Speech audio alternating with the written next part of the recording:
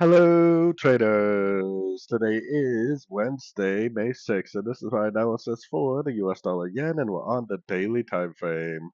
So on the dollar yen, we had another nice push down last night. I've been saying for a while that this may go up to the 161 area, which I still think it could because it really seems like it wants to respect this area right here. You know, the 50% and the 61% do seem like they're holding.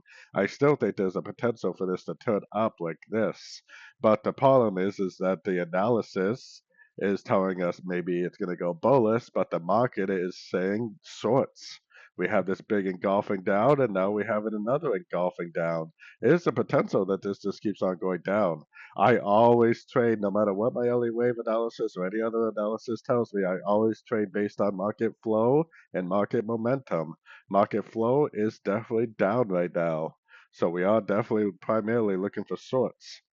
Going down to the 1 hour time frame, I thought this break of structure right here was going to be the continuation of the uptrend, but in hindsight, this is all just one big overlapping pattern, which I think would sort of told us that it was potentially a pullback.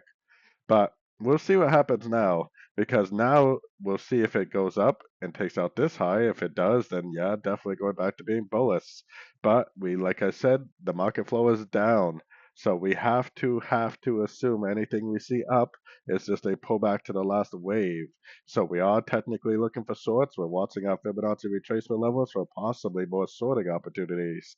Like I said, no matter what our Elliott wave tells us, the market is definitely down on the daily, and the trend is your friend, especially those daily time frame trends. So anyways, don't forget to like and subscribe, and as always, thank you for watching and happy trading.